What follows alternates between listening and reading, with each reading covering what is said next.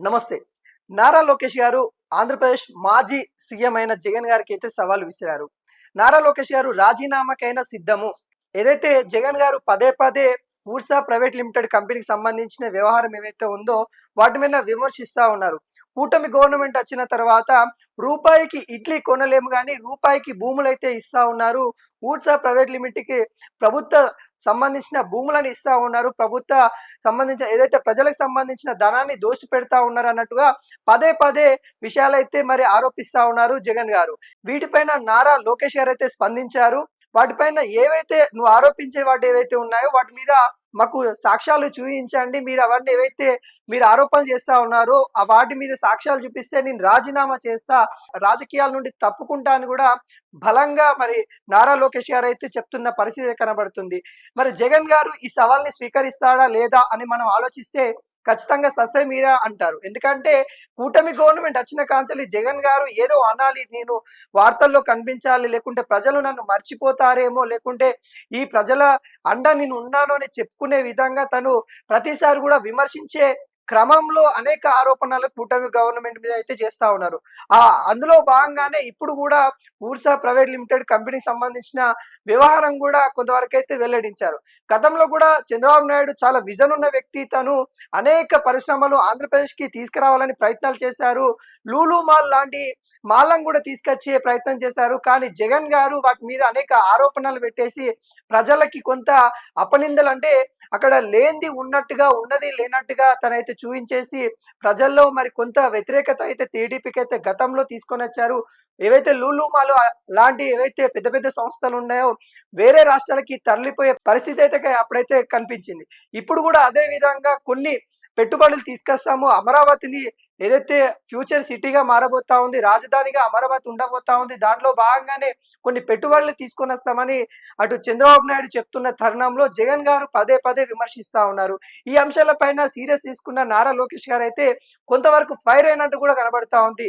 ఏదైతే జగన్ చేసే ఆరోపణలు ఏవైతే ఉన్నాయో వాటి మీద నిజాలు ఎంతవరకు ఉన్నాయి, మీరు అందులో నిజాలు ఉన్నట్టు నిరూపిస్తే నేను దేనికైనా సవాలు అన్నట్టుగా తనైతే చెప్పడం అయితే జరిగింది. అంటే రాజీనామా చేయడానికైనా సిద్ధంగా ఉన్నానన్నట్టు కూడా బలంగా చెప్తుంది. అంటే నారా లోకేష్ గారు ఇంత బలంగా చెప్తా ఉన్నారంటే అక్కడ నిజంగా ఏవైతే వీళ్ళు చేసిన ఆరోపణలు ఏవైతే ఉన్నాయో అవి ఆరోపణలు మాత్రమే అన్నట్టు కనబడుతుంది. ఎందుకంటే ఫ్యూచర్ లీడర్‌గా, ఫ్యూచర్ అధినేతగా ఉండాల్సిన నారా లోకేష్ గారు ఈ విధంగా మాట్లాడారనంటే మనం ఆలోచించాల్సిన ప్రసక్తి అయితే కనబడతా ఉంది.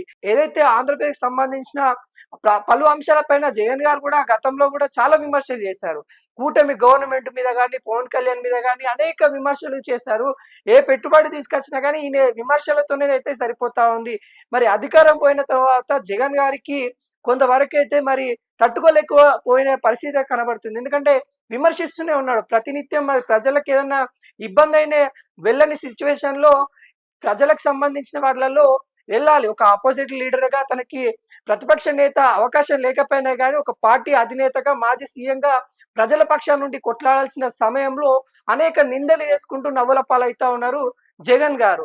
ఈరోజు చూసినట్లయితే జగన్ గారు చేసిన పని కూడా ఆ విధంగానే ఉంది. ఎందుకంటే మాదక ద్రవ్యాలకు సంబంధించిన కేసు ఎవరైతే నిందితులు ఉంటారో వాళ్ళని ఇయాల తను వెళ్లి కలిసిన పరిస్థితి కనబడుతుంది. అంటే ఆంధ్రప్రదేశ్ ప్రజలకి ఏం చెప్తా ఉన్నారు? ఒకవైపు ఆరోపణలు చేసుకుంటూ ఇంకొక వైపు ఈ రోజు కూడా అక్కడికెళ్ళినప్పుడు కూడా కూటమి గవర్నమెంట్ మీద, దళితుల మీద ఈ విధంగా చేస్తా ఉన్నారు, ఆ విధంగా చేస్తా ఉన్నారని తను వ్యక్తం చేస్తా ఉన్నారు. కానీ అక్కడ మనం చూసుకున్నట్లయితే చట్టం దృష్ట్యా అందరూ ఒకటే. అక్కడ పోలీసు వాళ్ళు కూడా చెప్తా ఉన్నారు. తెనాలికి సంబంధించిన పోలీసు వాళ్ళు కూడా చెప్తా ఉన్నారు, ఇలా చేయడం మాకు తప్పలేదు. అక్కడ ఏదైతే మాదక ద్రవ్యాలకు సంబంధించి కేసు కాబట్టి అక్కడ ప్రజల్లో కొంత భయము పుట్టాలి, భయం ఉండాలి అనే నేపథ్యంలో వాళ్ళు తప్పలేదు, మేము చేయక తప్పలేదు అన్నట్టు కూడా వాళ్ళు చెప్తున్న తరుణంలో కూడా ఈరోజు అక్కడికెళ్ళి ఆయన చేసిన పరిస్థితి కూడా యావత్ ఆంధ్రప్రదేశ్ చూస్తా ఉన్న తరుణం అయితే మనకైతే కనబడుతుంది. ఈ అన్ని అంశాలు కూడా చూసినట్లయితే మరి నారా లోకేష్ గారు తను ఇచ్చిన సవాల్ ఏదైతే ఉందో మరి జగన్ గారు తీసుకోకపోవచ్చు. ఎందుకంటే తనకు కూడా తెలుసు, జగన్ గారు కూడా తను చేసే ఆరోపణలు ఏమున్నాయో దాంట్లో నిజాలు లేవని తనకు కూడా తెలుసు కాబట్టి ఇది ఇంతటితో ఉండే పరిస్థితి అయితే కనబడతా ఉంది.